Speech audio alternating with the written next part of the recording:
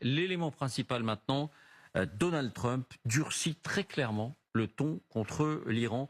Il rejette maintenant toute idée de contact, de discussion, de négociation et lance un appel clair aux manifestants à renverser le régime. Le détail, voici les indispensables avec Justine Fraissinet. Bonsoir Justine. Bonsoir David, bonsoir à tous. Donc Donald Trump hausse le ton. Oui, clairement. D'abord, il n'y aura pas de négociation. Vous vous souvenez qu'il était question d'une réunion à Oman entre hauts responsables. Eh bien, visiblement, elles sont écartées.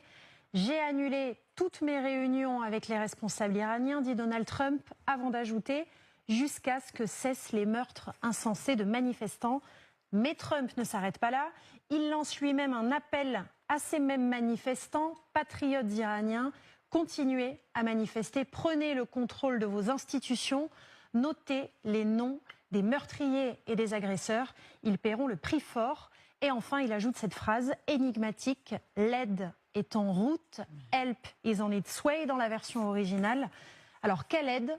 Que faut-il comprendre? Parle-t-il d'un soutien logistique pour retrouver, vous en parliez, un accès à Internet par exemple? On se souvient qu'hier, il a dit qu'il en parlerait à Elon Musk pour mettre les satellites Starlink à contribution pour rétablir Internet en Iran.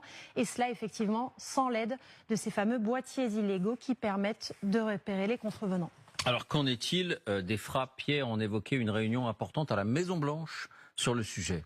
Effectivement, selon le New York Times, un conseil de sécurité nationale s'est tenu hier soir. Le Pentagone a présenté au président américain un panel d'options de frappe. D'après le quotidien, la première option serait de cibler le programme nucléaire ou balistique iranien, un peu comme cela avait été fait au mois de juin dernier.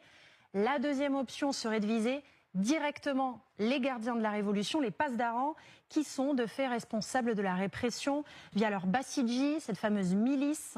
Troisième option, celle d'une cyberattaque pour paralyser le régime.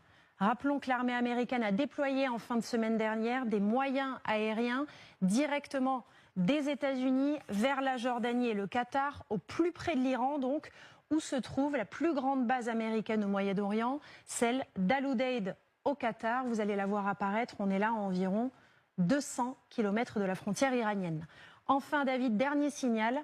Washington vient d'émettre une alerte d'urgence pour inciter ses citoyens à quitter l'Iran et pour ceux qui ne peuvent pas le faire, à rester dans des zones sûres et à stocker des produits de première nécessité, eau, nourriture, médicaments. Trump termine son message par ce sigle, MIGA, pour Make Iran Great Again. Et voilà la première réaction.